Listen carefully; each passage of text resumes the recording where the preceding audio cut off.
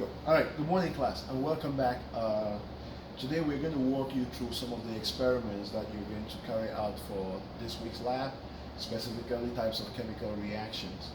And in this experiment, there are three things that we're hoping that you learn. Number one, observe what the substances look like before we actually carry out the reaction.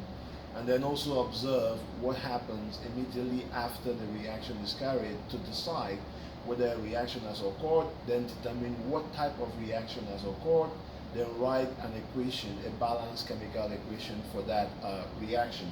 So let's go ahead and get started, and we will begin with the burning of substances.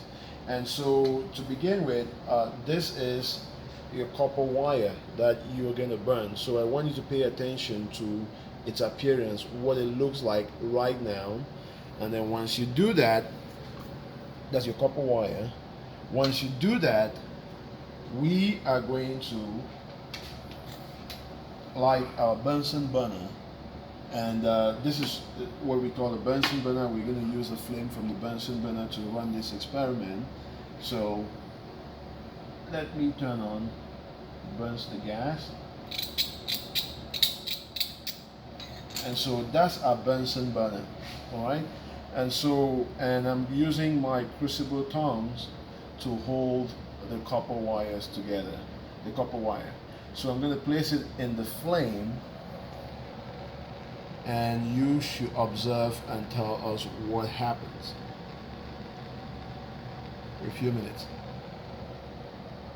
And so make your observations, and then you can use the observations to decide whether a reaction has occurred or not. And so this is the first experiment with our copper. So remember, our copper wire is being burned in the flame in oxygen. Okay, so you have a reaction between your copper burning in oxygen.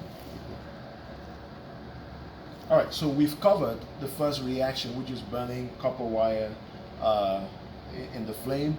Our next reaction involves burning magnesium.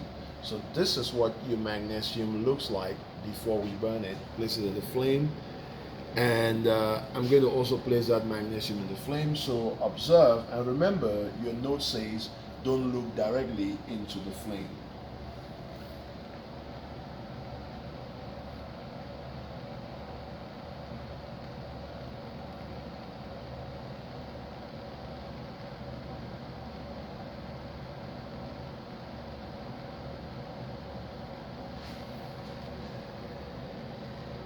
And that's what happens after we burn magnesium. So you can make your observation, then make a determination of whether a reaction has occurred or not.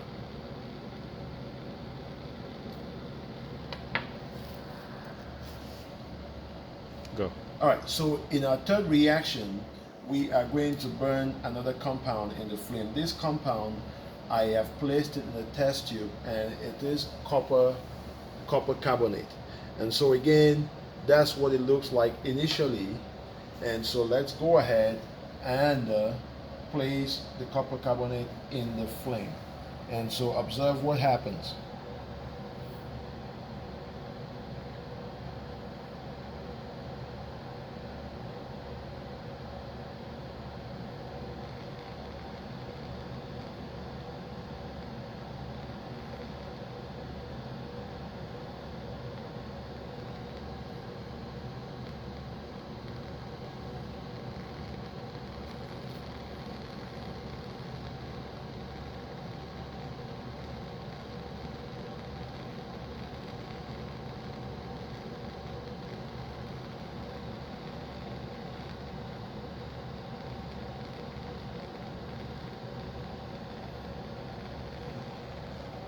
All right, so this is what it looks like after burning.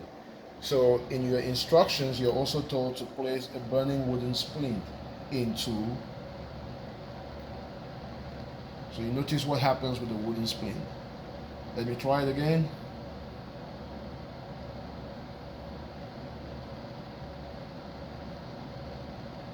So we observe that when we insert the wooden splint into the copper carbonate that has just been burned, the fire goes off.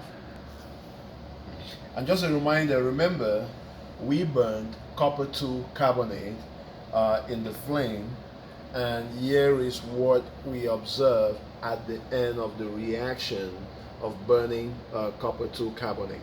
All right, you can use this information now to answer the questions from sections A to C in your lab report.